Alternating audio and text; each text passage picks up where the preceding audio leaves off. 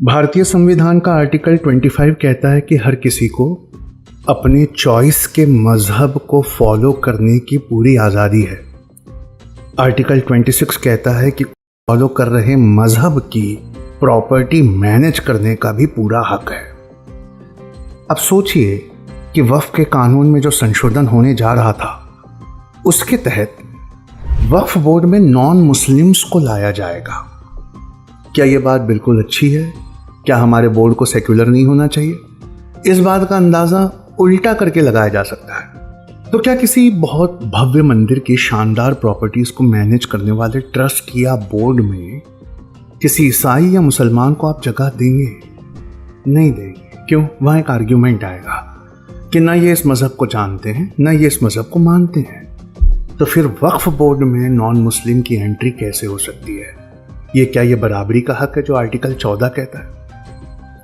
और पिछले 10 साल से ना कुछ गैंग्स ऑपरेट कर रही हैं, इसलिए इस बिल को लाने वाले की नीयतों पे बड़ा शक है। अचानक किसी मस्जिद में कुछ लोग घुस जाते हैं, पूजा पाठ भजन कीर्तन होने लगता है। कुछ लोग उसी वक्त दौड़ते हुए हाई कोर्ट में PIL डालने चले जाते हैं। कोर्ट जो है तुरंत आर्कियोलॉजिकल सर्वे ऑफ इंडिया को बुला देता है। आर्कियोलॉजिकल सर्वे ऑफ इंडिया बाहर निकलते निकलते किसी फव्वारे को कोई और चीज बता देता है। रात भर मीडिया चिल्लाता है और वो जगह हमारे हाथ से निकल जाती है। अगर सारा पावर इस संशोधन बिल के तहत कलेक्टर और गवर्नमेंट के हाथ में चले जाए और वक्फ बोर्ड को ये हक भी ना रहे कि वो ये डिक्लेयर कर सके कि ये प्रॉपर्टी वक्फ की है कि नहीं, तो सोचिए कितनी हजार मस्जिदें हैं जो इस पैटर्न के तहत हाथ से निकल जाएंगी। इसलिए थैंक्स टू अवर अपोजिशन जिसने हक अदा किया और उन्होंने इतने खड़े होकर आवाज उठाई। देखिए, सेक्युलर हिंदूज जब तक हैं इस देश में हर किसी के हक सुरक्षित है।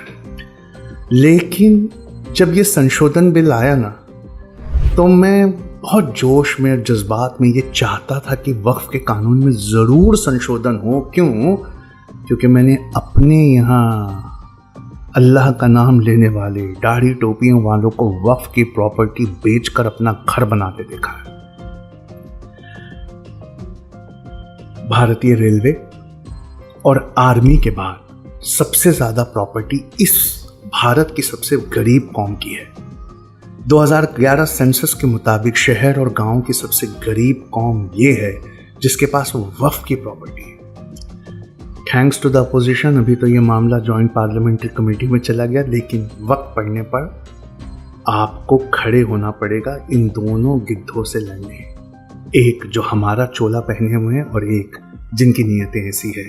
I hope you have understood. Thank you.